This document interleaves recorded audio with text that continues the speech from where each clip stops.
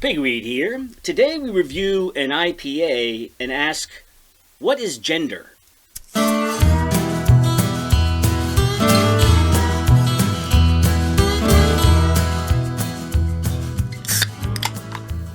Hello and welcome to Beer and Conversation with Pigweed in Crow Hill. Good evening, Crow Hill. Good evening, Pigweed. What's on your mind?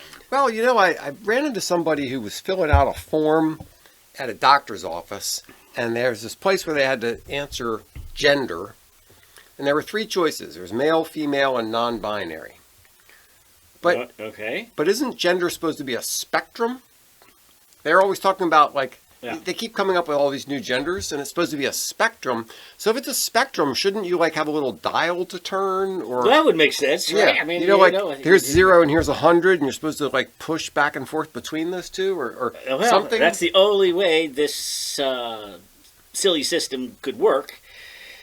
So that's why we need to pick it apart and figure exactly what's going on here. Yeah, I don't understand it, so we'll work on that today. But what do you got for me to drink? I have Stone. You can always count on Stone. Yeah. And, well, when you call your beer delicious, I guess you better It better be. You better back it up. It says it's hazy, but it also says somewhere it's like kind of gluten-free. Okay. Which I don't know what the point is. Are there people who are there? It's like low gluten. I don't know. Can you be in a situation where you are? No. Is your gluten tolerance on a spectrum? There you go. Maybe so. That would actually make some sense, though. Yes. Like, right. I can have gluten up to this amount. Exactly. Right. Yeah. So you're not all or nothing. You're just like, I can tolerate low levels of gluten. Well, it says it contains wheat. So the Stone Gargoyle, our loyal guardian, your symbol of quality. That's on the back of this can. Right. The Stone Gargoyle. So it's 7.2%. Hazy IPA. It's fairly hazy. Usually I expect these things to taste a little bit like a glass of orange juice. But because they look that way, but this is it's West Coasty, so I imagine it's going to be in the somehow citrusy, tropical. It is top range. It is. It's a little, yes, but it's a little more malty than I would expect from a West Coast IPA. Yeah, that's pretty tasty. Yeah, it's sweet. It's got some. It's got some mouthfeel. Yeah. Yeah, all right, pretty good. Stone is pretty reliable. Yes. All right, so what is this whole gender thing? What are we trying to address here today? Well, I don't know. You want me to just solve it right now, or you want me to work my way up into it? So we have decided. So gender always meant sex, and then somehow in the '60s, and we'll dig into the origin of why this. They said no. Silly peasants. They're not the same thing. Well, see, I'm not even positive that gender even meant. I tried to do some research on this because I had always thought gender was something you used for language. Well, that's exactly what it was. So, from like the 14th century until the 1960s, yes, Romantic languages have gendered. It's a gendered language. The nouns are male or female. They're masculine or feminine. Right. But they don't. They don't have any to do with sex, right? Because there are but they're binary. Yes. So they're either masculine or they're feminine. Yes. But they're not biological. Yes. So they don't have any sex. Because so a ship isn't male or female, but right. Fork is female and knife is male or whatever. So yes, but it's binary, but it refers to language. Yes. Sex is binary, but it refers to biology. Yes. Yes, and I thought that was pretty clear. I didn't have any problem with that. Nobody ever had any problem with that. But then people started talking about, instead of saying sex, they said gender. And I thought at first it was just like, oh, you can't say sex because that's a offensive word. It sounds bad. Too sexy. It sounds too sexy. We can't say sex, so we have to say gender. So then, as you say, it's like in the 50s, I think, when they started changing this. Our friend that we're going to talk about in a little bit started saying, no, we need to talk about gender as different from sex. Right. So an aspect of psychology, I don't know if it's been filled with perverts since before Freud, but certainly since Freud. Yeah. It's been very sex focused. And then you had the Masters and Johnsons sexologists in the 50s. So then, Somehow studying- humanity got along for hundreds of thousands of years without sexologists. All right, yeah, we'll take our biologists and neurologists, but do we really need to? So anyway, somebody needed something to write a research paper on or something, and a lot of creeps glommed onto it and said, let's talk more about this. Yes. And write more about this. And they decided that, then they adopted this term gender, that you're exactly right, had up till then only applied to language, as a thing called gender theory. So there's two angles to this. I think as the way things developed, you had the gender theory and you had the gender versus sex in the concept of behavior and all that, but you also had it going on in language, where people started to say that the English language was sexist because we would use he for the indeterminate pronoun. Yeah. And then they would say, well, that's sexist because it assumes masculinity or something like that. Right. And Right, you say you're one small step for man. And, right, exactly. Oh. Right. So I was thinking, I mean, that's not really what we want to talk about today, but I want to take a slight detour. All right. Because I was around working as an editor during the time when this was being rammed down everybody's throat. The gender neutral language and all that kind of nonsense. It just gums up the... It gums up everything. Go ahead. And it makes absolutely no sense. And it's the whole premise. I looked it up on Wikipedia, and it says, Wikipedia entry on gender neutral language says, the notion that parts of the English language were sexist was brought to mainstream attention in Western English cultures by feminists in the 1970s. I object to the premise. I object to the premise from the get-go that there's anything sexist about saying that he could be... Well, how about this? The introduction of Ms. Yes. and Mrs. Yeah, right. Okay, so that would be it, and that would be an example of them saying, the Miss and Mrs. Yes. is sexist in the sense that it identifies a woman in a way that it doesn't identify a man. Okay, Mr. and that's, is Mr. You're right. And that one, okay, fine. They have a point there because it's a difference. We address men are Mr. whether they're married or not, and women, okay, I get that. But this whole he thing, and I thought about this. If they want us, instead of using he, they want us to use they. Now, if they can be both singular and plural, why can't he be both masculine or neuter? Yeah. Right? Doesn't make any sense. But anyway, so you're right on the Mr., Mrs., Ms., Miss stuff. There is at least an argument to be made there. But on the he, she stuff, I've always hated it. I've never bought into their presumption. And all what I see in a lot of agreement books, yeah, that you just say right up in the first paragraph. Throughout this book, he will be meant to refer to. All right, haven't you cleared it up? Otherwise, it's already a dry and boring agreement book between a union and a company. Yes. Anyway, do we have to do he and he slash she, himself, herself slash? You know what I mean? And you're just upfront going, look, just so we know. Yeah. This is what we're talking about. This is what we're talking about, and we're done. And we're done, and moving on. Moving on, yes. Now we can. Although nowadays, if you wanted to be gender inclusive, he, she isn't good enough. It's he, she, z, zim, zum, zum. Yeah, right. So that's even better reason just to go. He. From the very beginning, you're like going, all right, I can't do all 75 versions. We're just going to say he, and everybody's just going to have to be happy with that. Yes. All right. Anyway, so anyway, that was enough of that distraction. Enough of the language. So now they say. Biological sex does not determine one's gender identity. Mm-hmm. That someone born biologically male can become female, and that we need to affirm a person's gender identity, even that person is a small child. Or, meaning there's a difference between the chromosomes that you were born with and how you feel about yourself in the world or something. So the silly thing about this is everybody has known forever that there are masculine women and feminine men. that you have tomboys and you have sissy. This did not get discovered in the 60s. Exactly. Everybody has always known. There's the effeminate dude. And, Yeah. yeah. There's never been any question that not all boys conform to the way boys generally are, and not all girls conform to the way girls generally. Everybody's known that forever. Yeah, yes. I mean, So why did we have to invent some crazy category for this? The gender psychologists and feminists have decided that they are going to co-opt. So John Money, who we'll get to, would sort of coined the phrase gender, and then women feminists jumped on it because and he didn't like this.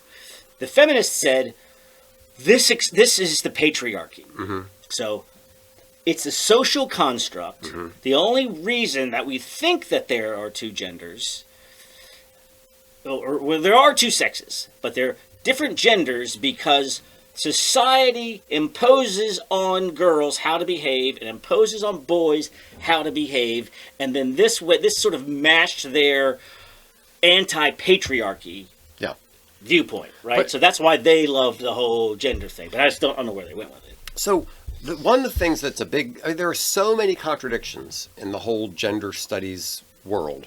Like one of them is gender non-conforming. Okay, in order to be you can't say gender non-conforming and gender is a spectrum at the same time, right? Because gender non-conforming means that there is something expected out of this gender, and there's something expected out of this, and they're non-conforming. But then if you're going to say gender is a spectrum, then gender non-conforming makes no sense at all. It means nothing. Well, the other problem is the idea that gender has nothing to do with your parts. Yeah. So you can have a female penis or something. I don't know.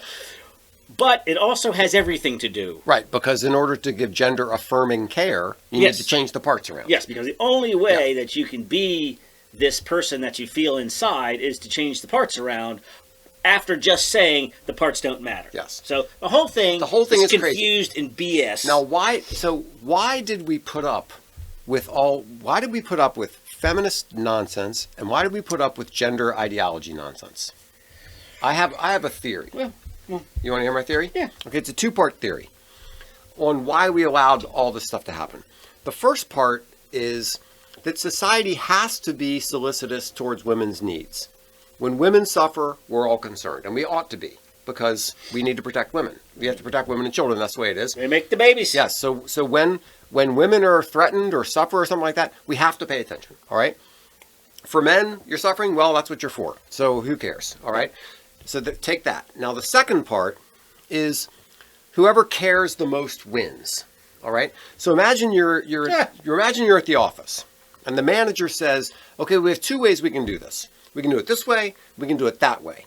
And he has two employees, his Joe and Sally. Right. And Joe says, "I don't care." And Sally says, "Oh, this is so important. We really have to do it this way." What's the manager going to say? Well, Joe doesn't care. Let's go with what Sally says. Okay, right. Well, so the person who cares the most wins. Now, what does that do? That creates an environment and an expectation where the person who complains, the person who bitches, the person who's nitpicky, the person who is upset about it, gets their way. Yeah. So combine those two things. That's how you get political correctness and wokeism and everything else. Yeah, that's how you get a small percent, 10% of a corporation moving the needle on how. So the other 90% are like, "Oh, are we really going to do this?" Right. Because all the professors are sitting around at the university. You got 100 professors sitting around, and 3 of them are really upset about something, and they're making a big stink and blah blah blah. And the other professors are, "Can I get back to my work?" Yeah, I mean, if we sign off on this, will they shut up? Will they shut up and I can get back to work, please? Yeah. So that's how you get this. I've also heard it this way. So you have a backyard cookout and you've invited the neighbors over, and they say, "Oh, our daughter Sally is a vegetarian." So you have two choices. You make 2 separate meals. Right. Or you just go, "You know what, I'll just make a vegetarian meal and we can all eat the same thing. And then, I don't have to do it." Right? So now you've got the one person who has swayed the entire group. Right. Yeah. And you know what my dad's reaction to that would be? What? Bring your own damn food. No, why would it be? I know, exactly. If you're the one with the particular needs, yes, right? Yes. So, yeah. Yes. So we're going to all be inconvenienced. And yes, turns out that's exactly what's going on. Yeah. We will all be inconvenienced for the tail wagging the dog. Yes. So gender is how you identify. Yeah. But that's not enough, right? It's not that you are a girl. What is it? The boy inside the girl's body. Right. And what does that even mean? It doesn't mean anything. It doesn't mean anything at all. And I've heard people say, oh, well, this person knew when they were 2 years old that they were a boy. And you're like, what does that even, how, I can't imagine, what does that even mean in the child's head? So I'm asking a adolescent girl who thinks she's a boy, who I just feel like I'm a boy. Mm-hmm. So do you remember that time you got kicked in the nuts? Do you remember? Do you enjoy peeing on a tree? Yeah. Do you remember that when you started getting facial hair and you remember getting a boner in class? Remember when your voice changed? Yeah. Right. So you don't know about any of those things. Right. But somehow you're a boy. You know exactly what it's like to feel like a boy. Yeah. So that's nonsense. Of course, it's nonsense. So then they started to invent the other. Then it became the spectrum. So it's not. We got done with the boys feeling like the girls and girls feel like the boys, and the gender theory people, are on board with that. And then we get the spectrum. But wait a minute. This never happened, right, until the 60s. Right. So this is at least since the 14th century. Right. The 14th millennium BC. Yeah. There must be a patient zero. Is there a time, a moment that we can let's imagine a scenario. Let's set up the perfect experiment. Yeah. Let's imagine a scenario where, because identical twins are the perfect testing ground for a lot of psychological experiments. When you have identical twins separated at birth, is the perfect thing. And there's been a lot of fortunate ones where they were just given to different families, and then there's been some unethical things. But really, that's the only way you can have a complete control when you're concerned about issues of nature and nurture. Yes, exactly. Right? So along comes 1965. Yeah, we've got these two boys who were unfortunately born with this strange condition. That the Reimer brothers from Canada, right, and they both had this condition where their foreskin was malformed in some way, and the fix was to be circumcised. So both of them go in to have this circumcision, and one of them it works fine, and the other one there's some sort of somebody bumps the thing or I don't know botched it and chops off the poor boy's penis. So they're like, oh my gosh, what are we going to do? And they go to doctors to find out, who can fix this. And they don't know. They're in Canada, and they see some show about this gender theory genius. It's a good thing it wasn't nowadays. Canada would have probably just killed the kid. We'll put you in the maid program. In the maid program. Right, yeah.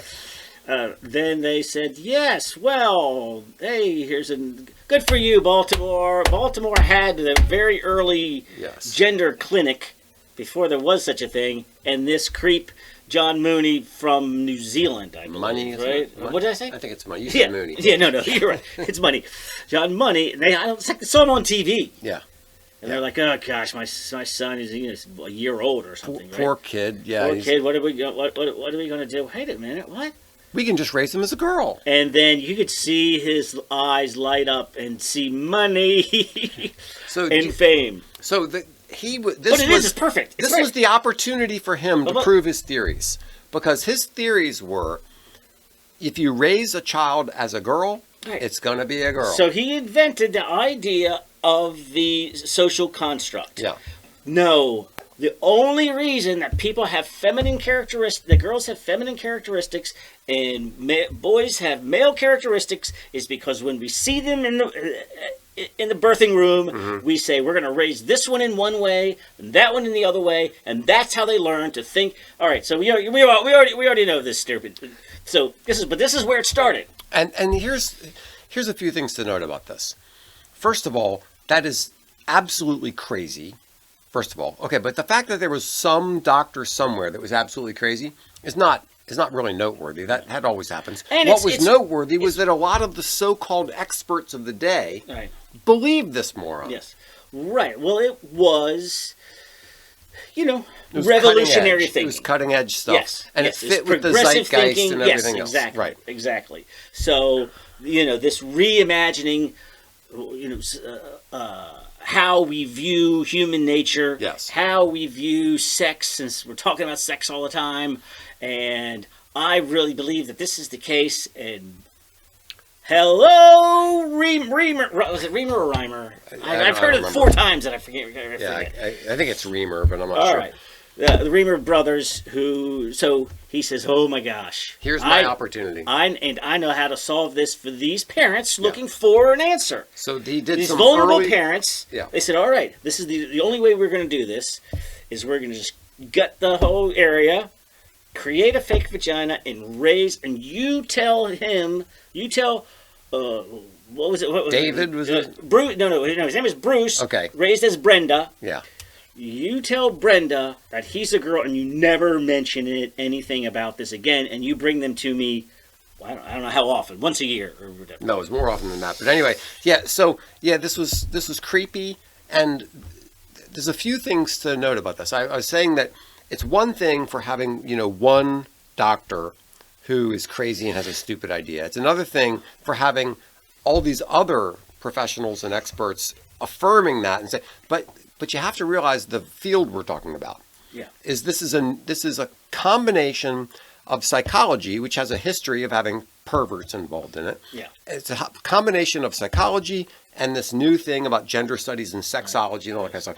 I mean, can you imagine a place that would be more likely to have perverts in it? Yes. And there's no hard science involved. Right. But they see themselves as scientists. So, it's Brenda never buys into it.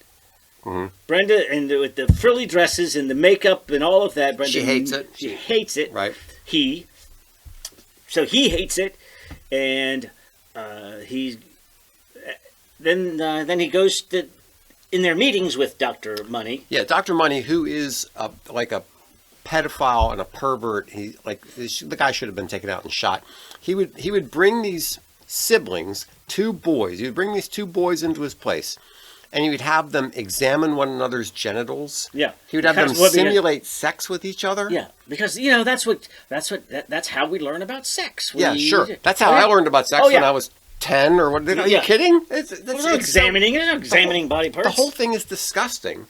But this guy he is the founder of gender. And so Brenda,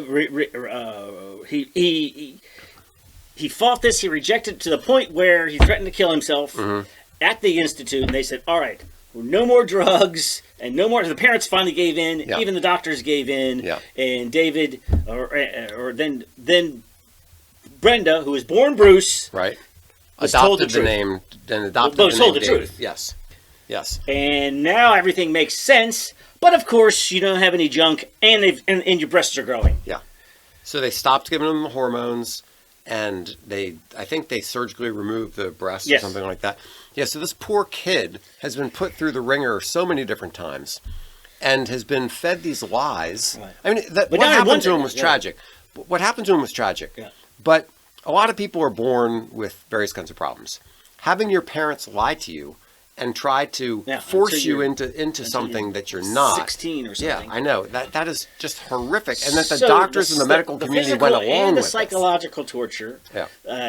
But he immediately says, "My name is David, and I'm a dude," and begins living his life as a dude. Now, You've already the psychological and physical trauma that you've already suffered. Yeah. You're still only 16. Yeah. So I'm surprised he didn't off himself right there. Yeah. But he then sort of had Tried. something of a normal got life. married. Actually got married. I know, which is hard to believe. I tell you yeah. what, that's a very understanding wife. She's Yes. something else until He adopted her kids or adopted something. her kids, and then she divorces him, and but I think the other brother killed himself first. Right. Yeah. So the first brother, he died of a drug overdose. What I don't know. Was it? Was he out partying, or was he? Right. Was traumatized. Was he traumatized that his parents had done this to his brother? Yes, I don't know. So anyway, then after that, David, who was born Bruce, raises Brenda, then blows his head off. Right. And so Very, very sad. So it's a terribly sad thing. So I say to you, every normal person with two brain cells to rub together says that there are males and females. Right. And then a bunch of intellectual muckety-mucks Right. say, no, that's such outdated thinking. This is Yes, another example. I understand. We used to think that. Yeah. But here, let me educate you a little bit on this, because we're professionals and we have PhDs and this is what we do for a living. Yeah. That's old-style thinking. Now we understand that gender and sex are different. Beppity-beppity-boo. Then Joe on the street says, so this is, backed up by, science and stuff like that. And it's not backed up by any science. It's just backed up by scientists. No, but even worse. They're going, yeah, it's right here. This is your test case. this is. So not only was it torture, not only was it, then he lied about the success for about 30 years. Yeah. And so, I don't know, you tell me what happened during this time. Did people not actually review the study, or did these perverts just want it to be so true that they didn't care or bought into the lie because the lie is more important than the truth, because they're not real scientists anyway? Right. Yeah, so it's a combination of things, I think. On the one hand, when scientists say they review the studies and all that, no, they don't. This idea that scientists are this community that's always reading one another's work and checking one another's work, that's an exaggeration. A few of them do that. A few of them read the studies, but very, very few others do that. They just kind of go along with what's said at the conferences and stuff. So I don't think they were reviewing his work seriously. That's part of it. Another part of it is everybody wants to be with the hip, new, in... You want to sit at the cool kids table. Yes, you want to sit at the cool kids table. So this is the new thing. I'm up with the new thing because I'm that kind of a guy. Look at me. I don't want to be one of that old fuddy-duddy. I don't want to be those... Who's stuck thinking about the old ideas. I'm thinking about the new ideas. That's right.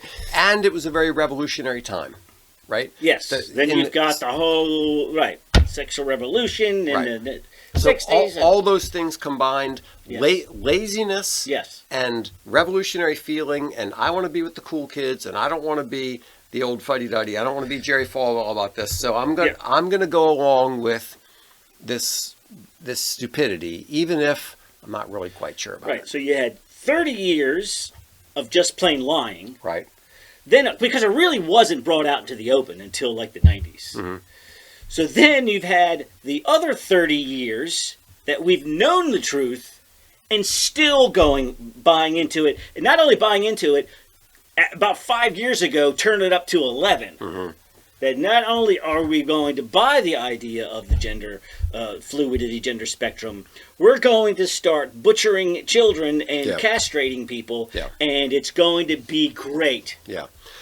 I don't believe in the devil, but this is the kind of thing that makes me want to believe. It's the kind of thing that makes you think, well, maybe there is a devil. I mean, this kind of stuff is so evil. It's so awful. But this is what happens. This is what happens. Now, the glimmer of hope that we have here is that the most progressive nations in the world, Sweden and Finland, are going, we're the most progressive-minded people in the world, but we're also scientists, and we see zero science here. Right. Not only are we seeing zero science here, we're also seeing the negative effects of what they're doing with the hormone blockers and with everything else. Yes. There's no evidence of anything positive from this, and there is plenty of evidence against it. And so as a result, the major gender clinic, there used to be 3 in the world. Now there's one in every small town. There's a gender clinic. But one of the 3 was like Toronto, London, and I forget where else. Well, the one in London also said, you know what? We're backing off of all of this. France has got on board, but you know who hasn't? The United States and Canada. Yeah. They're slicing and dicing. Yeah, it's disgusting, and it makes your blood boil. And the idea that parents are doing this to their children, going along with this absolute nonsense, destroying kids' lives. And what we're just starting to see is it's been around long enough now that we're starting to see these children who have been butchered by these horrible people are finally getting old enough to sue the doctors and their parents for what they've done to them. And that's going to be the next wave of what happens here. Well, when we started this show 3 or 4 years ago, we said this. We said this is going to be the satanic panic. Mm-hmm. That we are going to look back and go, wow, what were we thinking? And people will start to go to jail. Yeah. And I hope that we're getting, and I thought it was going to be 10 years, but what we were saying was when these kids get old enough to realize what has been done to them and they become adults, but there's going to be an avalanche of these cases here coming up soon. And I want to see doctors in jail. I want to see parents in jail. Yeah. All these therapists and everybody else, the people who are prescribing the drugs, there's a lot of people should be in jail because of this. The hospitals that are only in for the insurance money, what I really don't understand is the insurance companies aren't getting anything out of this. They're losing their asses on this. Right, but they're afraid. But they don't want to be Jerry Falwell. They want to be with the cool kids. They're not going to. They'd rather lose millions of dollars in creating lifelong patients. Yeah, the hospitals have admitted in undercover recordings and things, they do this because of the money. They do this because it costs a lot of money. They make all kinds of money doing these surgeries. You're creating lifelong dependency. Now you've got a customer for life. Woohoo! Isn't that great? Woohoo! We need somebody who's going to come in. But you need insurance companies willing to pay for this. Look, if you want to pay hundreds of thousands of dollars and you have that kind of money and to do this for yourself for the rest of your life, well, more power to you. How in the world, that the U.S. government and the taxpayer have to do this for a serviceman who thinks he's a servicewoman? Yeah. Now the link between queer theory and pedophilia, I don't want to let this go. It's very close. It's very close. So back from Freud's day,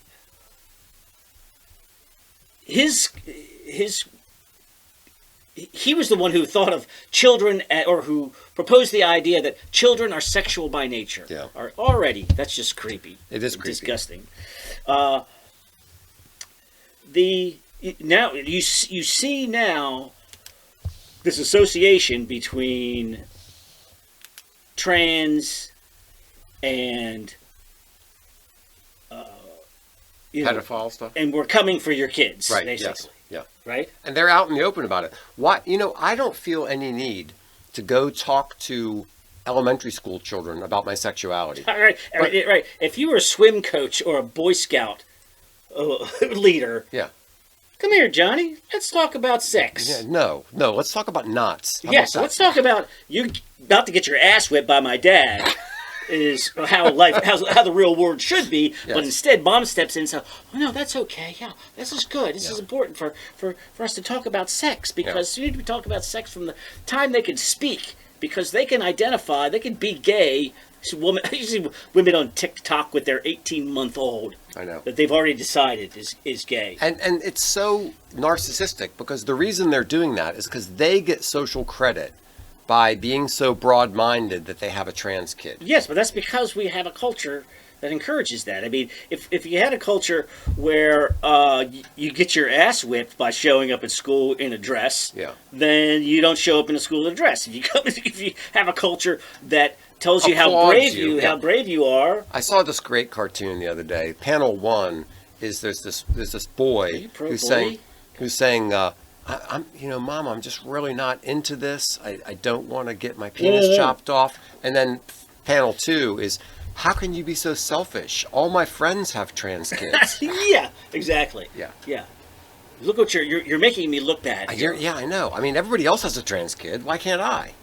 And honestly, that's what it comes down to in a lot of cases. It feels to me like pseudo-intellectual justification for deviance and perversion. And so, I remember I sent you, this was I think before we even decided to do this show, the clip of the professor who teaches queer theory doing the queer theory Jeopardy, right? And the final question was, question, a queer theorist who has come out strongly against pedophilia. Answer, no one. And of course, kids are, I mean, most of the kids seem to be on board, but then there were kids losing their minds. Right. Right. You go, that's homophobic. He's like, well, it's true. No. He's like, I didn't draw the connections between pedophilia and homosexuals. Exactly. You did. Right. Congratulations. Yes. Moving on. Yes. All right. So John Money died in 2006. He's been rotting in hell since then, but he's still a towering pioneer. Yeah. In the field. Yeah. So this is actually a subject that you had on our list. Let me just fold it into this one. And this is about ideology trumping science. And I thought the thing about it was like, all right, so we had Galileo and heliocentrism. Yeah. Right, so we can at least go back to the 1400s, where you've got science saying one thing, and then there's an ideology that says we're going to deny the science. Right. Now then remember Lyshenkov, the Soviet, right, yeah, who geneticist, who had this Marxist view of how to grow food, based on the Marxist idea of the new man. Yeah. Right, rather than what's genetically ingrained in a person. It was the idea of the heritability of traits that were not genetic traits, but there's another name for it that's escaping me. It's the idea that if somebody exercises and gets really strong, that their kids will be really strong. Exactly. Lamarckianism, right. And that's a bunch of nonsense. But it was consistent with Soviet science, and they it was believed the only genetics that was allowed. So they were. So for 30 years, and then followed by a massive famine because it didn't work. Because it was so stupid, but so ideological. Then how about the Nazis reject quantum physics as Jew science, and as a result don't develop the atomic bomb. Isn't that lovely? Yeah. Well, that's okay. So that's good news. Yes, that is good news. But again, it's your ideology dominating. How about the scientists who have suffered for challenging our COVID response? Right. Exactly. Yeah. Right. So the idea, science eventually corrects itself. Yes. Eventually, but it takes a long time. Yeah. And in the current generation, you very frequently have people being led by the nose by ideology and by trying to be with the cool kids and everything else. And the idea that you can trust, you want to trust scientists, fine. Trust the scientists 50 years ago, not the ones today. Because the ones today are being led by ideology and opinion and everything else, just like everybody else. Whatever it's going to take to get grant money. Because if you're in the research field, you don't get... that's where your money comes from, and so your proposal has to appeal to whoever's giving you the money, and then that's going to dictate the kind of research you're going to be allowed to do, aka global warming. Right. So I heard sexes and gender. How are there? No, there's only two genders. There's only this gender. When people say there are only two genders, I say no. There are only two sexes. I don't know how many genders there are, because I don't know what gender means, and nobody else does either. Gender is just nonsense. Back to the beginning. Gender applies to language. Yes. When we talk about human beings, we're talking about sex. Yes. And there's two. Yeah, so you know how many genders there are? Zero. Yes. forget talking about when someone says there are only two genders. No, shut up. There are two sexes. Yes, there are two sexes, and Just stop using that word. Unless you're a linguist, just stop using that word. So I don't know. I see. Usually Europe follows us, follows America. Yeah. I hope that America can follow Europe, who has seen the They're light just of day, earlier on the curve. and that hope we're seeing some movement in that direction. But I won't be satisfied with just saying, yeah, maybe we shouldn't do this. No. I want Prison time. I want careers ruined. Yes. I want people humiliated. I want Yes. them in jail. Yes. This is an absolutely horrible abuse of children, and heads need to roll. Heads need to roll. All right, 0 genders, infinite personalities. That's it. Yes. All right. And okay, so one other thing I forgot to mention. Oh, what? This is our 400th episode. I did It's not not know. actually our 400th. It's just in the way we count them. It's actually the 400th episode. There we go. Cheers. 400. Thanks so much for listening to Beer and Conversation with Pigweed and Crowhill. Remember to visit us at pigweedandcrowhill.com or send us an email at pigweedshow@gmail.com.